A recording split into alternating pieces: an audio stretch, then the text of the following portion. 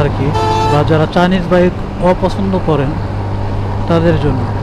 দেখেন, আমি এই বাইকটা কিনছি হচ্ছে 2018 সালে, 2019 সালের রেজিস্ট্রেশন, 18 সালে কেনা হইলে আজ 8 বছর। আমার 8 বছরের পেপারসও মানে ট্যাক্স টোকেনও দেওয়া আছে, কিন্তু এটা 27 সাল পর্যন্ত মেয়াদ আছে, কারণ আমি 1 বছর পর যেহেতু করছিলাম।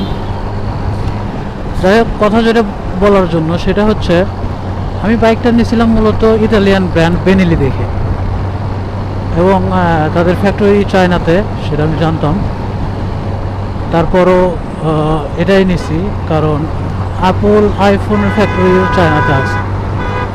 তো এখন 8 বছর পর আমার মানে স্যাটিসফ্যাকশন কি, আমার সাথে আমার বন্ধু বান্ধব যারা গাড়ি কিনছিল অনেকেই গাড়ি বিক্রি করে দিছে, অনেকের গাড়ি মানে ভাঙারি হয়ে গেছে, যারা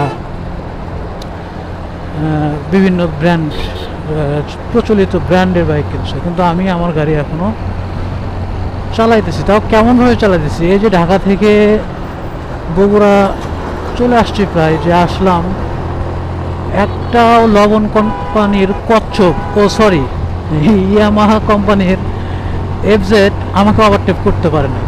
মানে এটা গর্বের জন্য বলতেছি না, মানে স্পিডে চালায় আসছে এজন্য না, আমি বলতেছি যে আমার পারফরমেন্সের দিক থেকে একটাও ওভারটেক করতে পারে নাই।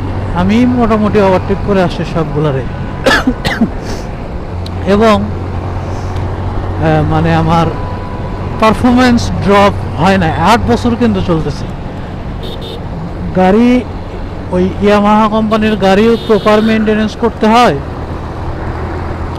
এটাও যদি প্রপার কেউ মেনটেনেন্স করে, 8 বছর পরেও আমি কিন্তু গাড়ি এটা বিক্রি করব না, কারণ এটার যে পারফরমেন্স এটা আমি অন্য গাড়িতে পাই নাই আসলে। ব্রেকিং, কন্ট্রোলিং, তারপরে এগুলো আছে, সেগুলোতেও আছে, কিন্তু একই বলতে আমার কাছে, আমি যখন নিয়েছি আর কি 2018 সালে, তখন মানে এবিএস তো নাই বাংলাদেশের গাড়িগুলোতে, সিবিএসটাও খুব কম গাড়িতে ছিল, আমার গাড়িতে ছিল, আমি সিবিএস দেখেই তখন নিয়েছি। সিবিএস যেমন আমি যে প্রাইজে তখন কিনছি, প্রাইজের একটা রেঞ্জ আছে, 1,65,000 পড়ছে তখন আমার। তো ওই রেঞ্জের ভেতর আমি পাইতাম হাং সিঙ্গেল ডিস্ক